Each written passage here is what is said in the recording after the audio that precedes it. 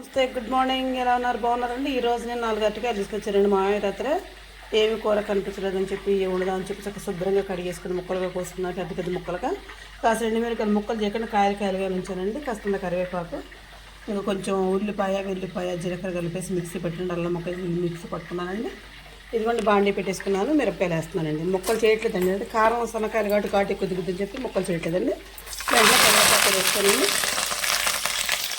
ఇందులో అలా వెళ్ళి మనం పట్టుకున్నాం కదండి, ఇది కూడా వేసేసుకున్నాం ఫస్ట్. కానీ కొంచెం రసం పెట్టుకుని చాలా బాగుంటుందండి.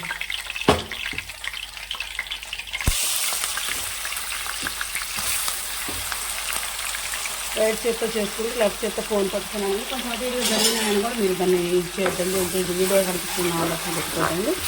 అంటే నాకు నేనుగా చేసుకుంటా, నేను తీసుకోవడం అండి వీడియో ఇది.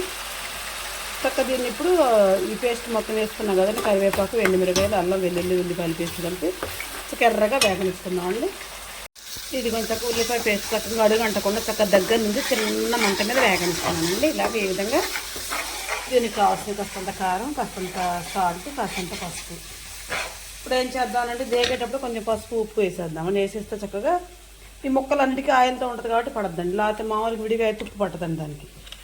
మొక్కలు ఫ్రై అయితే జల్లుకోవచ్చు కదండి, తీసి ఫ్రై కాదు ఇగురు కూరలా చేస్తున్నానండి. ఇదిగోండి సాల్ట్ కూడా వేస్తానండి. సో ఇది మొత్తం కలవనిచ్చుకుందామండి. ఇప్పుడు కలిసిన దాకా తిప్పుకొని కొంచెం ఎర్రగా వేగిన తర్వాత అప్పుడు మనం అరటికాయ ముక్కలు వేసేసుకుందాం. ఇదిగోండి సాల్ట్, పసుపు వేసిన పేస్ట్ చక్కగా వేగిందండి. ఇప్పుడు ముక్కలు వేసేసుకుందామండి. ఇందులో చక్కగా తరిగి పెట్టిన ముక్కలు వేసేసాను. ఇది మొత్తంగా మంచిగా కలవనిచ్చేసుకోవాలండి. ఈ విధంగా ఫోన్ పక్కన పెట్టి తిప్పిన తర్వాత మీకు చూపిస్తానండి. చక్కగా మగ్గిన తర్వాత కొంచెం ఒక చెంచా కారం వేసానండి. చక్కగా కొంచెం ధనియాల పొడి వేసుకున్నాను. మొత్తంగా ఒక బౌల్లో తీసుకున్నాను. అరటికాయ ఫ్రై నేను ఈ విధంగా చేసుకున్నాను. మీకు నచ్చితే నాకు ఒక లైక్ ఇవ్వండి. Please subscribe.